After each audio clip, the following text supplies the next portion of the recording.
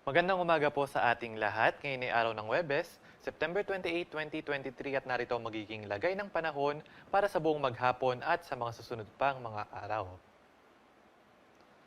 Sa kasalukuyan, patuloy pa rin yung ating monitoring dito sa low pressure area na nasa loob ng ating Philippine Area of Responsibility.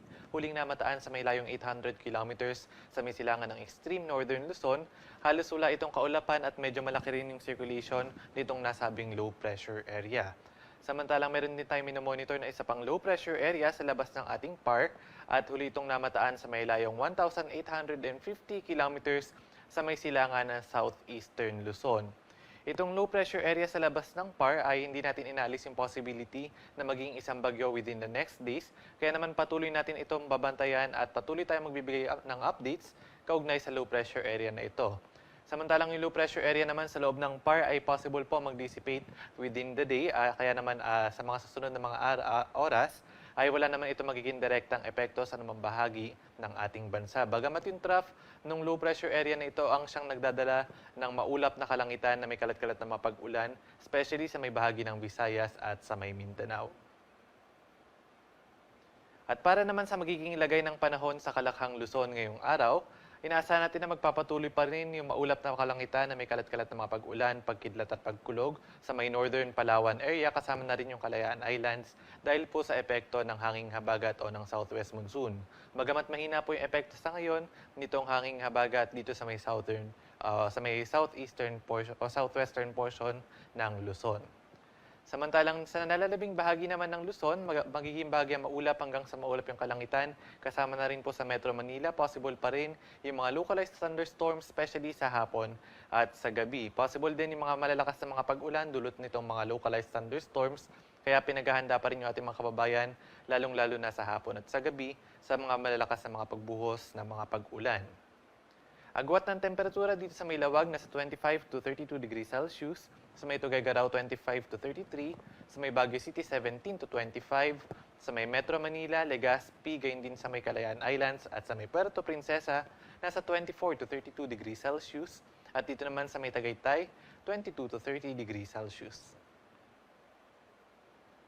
At para naman sa magiging lagay ng panahon sa buong Kalakhang, Visayas at Mindanao, inaasahan natin na sa buong Visayas ay magiging maulap yung kalangitan na may kalat-kalat na mga pag-ulan, pagkidlat at pagkulog. Dulot yan ng trough nitong low pressure area sa loob ng PAR.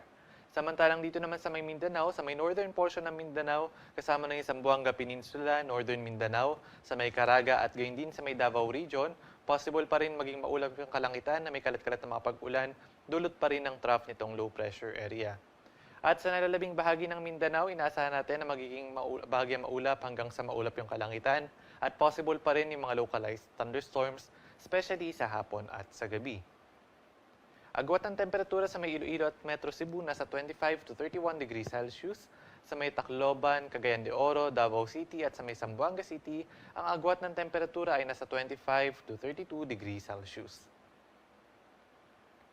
At sa ngayon wala tayong nakataas na gale warning sa namambaybayin ng ating bansa. Malaya makakapalaot yung ating mga kababayang mga isda at may maliliit na sasakyang pandagat. Para naman sa ating 3-day weather outlook simula bukas, araw ng Biyernes hanggang sa araw ng Linggo, dahil nga unti-unting papasok itong low pressure area sa labas ng PAR, inaasahan natin na ito yung bahagyang magpapalakas nitong epekto ng trough ng low pressure area na ito sa may bahagi ng Visayas. Gayon din unti-unting lalakas yung pag-iral ng hanging habagat. Kaya naman sa Palawan, gayon din sa buong Visayas, magiging maulap yung kalangitan na may kalat-kalat na mga pag-ulan, pagkidlat at pagkulog sa susunod na mga araw.